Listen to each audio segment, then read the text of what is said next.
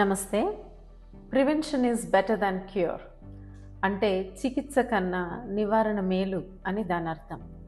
Cancer విషయంలో ఇది ఎక్కువగా వర్తిస్తుంది. మన భారతదేశంలో ప్రతి 9 మందిలో ఒకరికి వారి జీవితకాలంలో క్యాన్సర్ వస్తుంది అని అధ్యయనాలు చెప్తున్నాయి. ఉదాహరణకి మహిళల్లో ఎక్కువగా వచ్చే బ్రెస్ట్ క్యాన్సర్ని చూస్తే ప్రతి 28లో మహిళల్లో ఒకరికి బ్రెస్ట్ క్యాన్సర్ వస్తుంది. ప్రతి సంవత్సరం అది 5% కంటే ఎక్కువగా పెరుగుతూ పోతుంది. అలాగే చిన్న వయసు ఉన్న వారిలో కూడా ఈ క్యాన్సర్ కనిపిస్తుంది. 2వ స్థానంలో సర్వైకల్ క్యాన్సర్, 3వ స్థానంలో ఒవేరియన్ క్యాన్సర్ ఉన్నాయి. చాలామంది మహిళలు వాళ్ళకి శరీరంలో ఇబ్బందులు ఉన్నా కూడా ఇంటిలో బాధ్యత వల్ల కానీ లేదా మొహమాటం వల్ల కానీ డాక్టర్ దగ్గరికి వెళ్తే ఏం చెప్తారో అన్న భయంతో అశ్రద్ధ చేస్తూ ఉంటారు. చివరికి డాక్టర్ దగ్గరికి వెళ్ళేటప్పటికి క్యాన్సర్ పెరిగి చివరి దశల్లో ఉంటుంది. దీనివల్ల ప్రతి సంవత్సరం మన దేశంలో 70,000 నుంచి 80,000 మంది మహిళలు ఒక్కొక్క క్యాన్సర్ బారిన పడి చనిపోతున్నారు.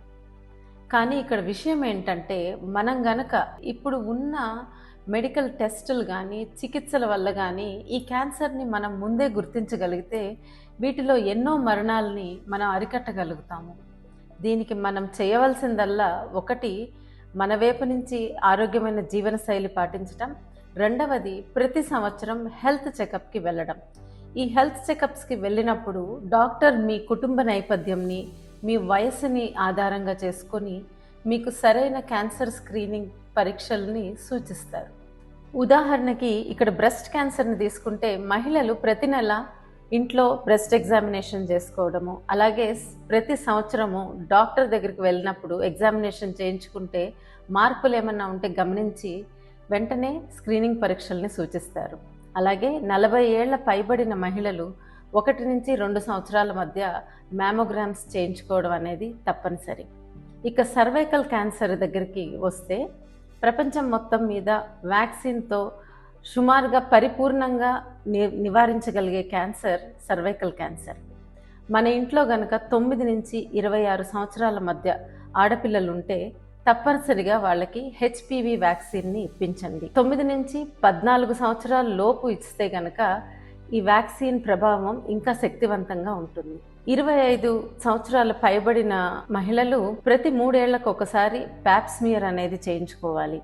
అలాగే మీరు డాక్టర్ దగ్గరికి వెళ్ళినప్పుడు మీ జీవన శైలిని బట్టి ఇంకా అవసరమైన టెస్టులు ఏమన్నా ఉంటే మీకు సూచిస్తారు. రానున్న మహిళా దినోత్సవం సందర్భంగా ఆడవారికి నాదొక చిన్న విన్నపం. ఒకటి, ఆడవారు తమ ఆరోగ్యం గురించి తమకు తాముగా చైతన్యపడాలి. ఇప్పుడు యూట్యూబ్ చూస్తుంటే ఎంతోమంది నిపుణులైన క్యాన్సర్ డాక్టర్స్ వీటి గురించి చాలా వివరంగా చెప్తున్నారు. అవి తెలుసుకోండి. మీరు డాక్టర్ దగ్గరికి వెళ్ళినప్పుడు మీకు ఇంకా ఏదైనా డౌట్స్ ఉన్నప్పుడు వాళ్ళని అడిగి నివృత్తి చేసుకోవచ్చు. 2వ విషయం, కుటుంబంలో తోటి ఆడవాళ్లతోనూ అలాగే మీ స్నేహితులతోనూ ఈ విషయాలు చర్చించండి. ఒకరికొకరు తోడుగా నిలవండి. నేనైతే క్యాన్సర్ స్క్రీనింగ్ చేయించుకున్నాను, పిల్లలకి వ్యాక్సిన్ ఇప్పించాను. ఎంతో కష్టపడి ఒప్పించి 2 పేరెంట్స్ని క్యాన్సర్ స్క్రీనింగ్కి తీసుకెళ్ళాను. ఇప్పుడు మీ వంతు. Happy women's day. Thank you.